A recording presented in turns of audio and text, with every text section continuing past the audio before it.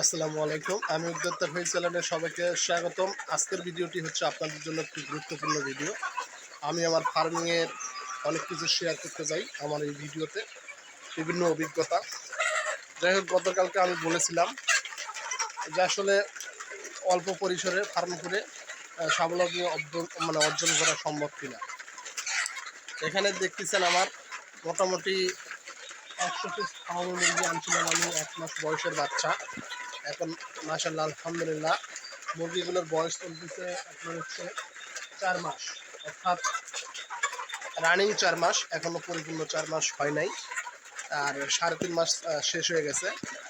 আর এখানে মোরগ রয়েছে কিছু, অর্থাৎ আমার এখান থেকে মোরগের সংখ্যা, যে আমি যার কাছ থেকে মুরগি নিয়েছিলাম সে আমাকে মোটামুটি কিছুটা অনলাইনে বুঝে নিতে প্রতারণা হালকা পাতলা করেছে।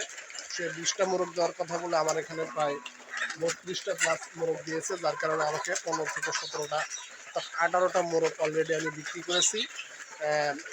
এবং মাশাআল্লাহ আলহামদুলিল্লাহ গ্রামের বাজারে বিক্রি করতে হয়নি, আমার এলাকার লোকজনই, বিশেষ করে আত্মীয় স্বজন, আমার নিজের জন্য খাইছি 3টা, আমার বোনকে খাওয়াইছে একটা, এবং আমার শ্বশুরবাড়িতে দিয়েছে একটা, এরকম আমার চাচাকে দিয়েছি একটা। এরকম দেওয়ার পরও মাশাআল্লাহ আমি 16-17টা 300-350 টাকা 3 মাস প্লাস 3.5 মাস বয়সে বিক্রি করছি, যেটা মোটামুটি অর্ধেক মুরগির টাকা আমার উঠে এসেছে। আপনারা দেখতে পাচ্ছেন। আশা করা যাচ্ছে সামনে 1 মাস পরে মুরগিগুলোর ডিমের উপযুক্ত, অর্থাৎ ডিম প্রোডাকশন আসা শুরু হবে। আর এখানে আপনার ডিম প্রোডাকশন আসতে হলে যে আপনার কিছু বিষয় লক্ষ্য রাখতে হবে।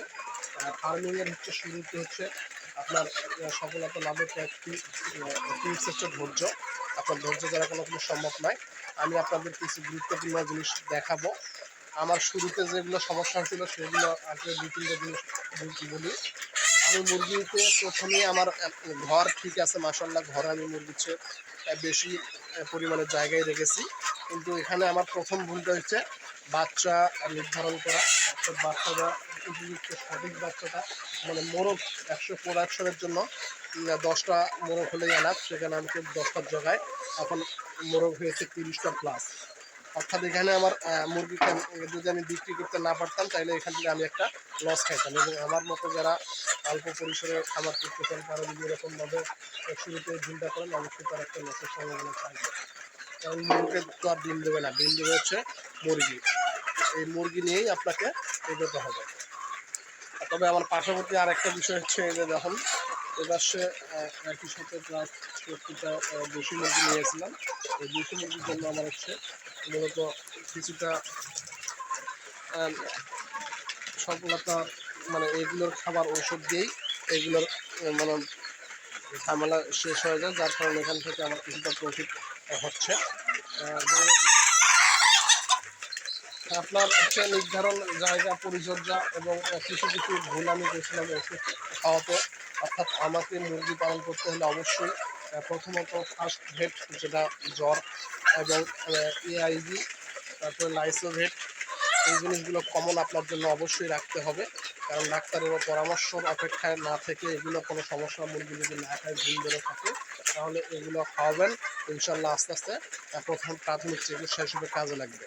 এই প্রাথমিক চিকিৎসাটা না করার কারণে অনেক সমস্যা হয়েছিল। আর দ্বিতীয়ত আমার হচ্ছে ভ্যাকসিন একটা প্রবলেম ছিল।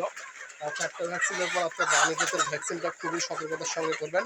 রানীক্ষেতের ভ্যাকসিনটা সঠিকভাবে না করতে কারণে আমার এখানে 5 থেকে 13টা মুরগির একটা প্যারালাইসিস হয়ে যায়।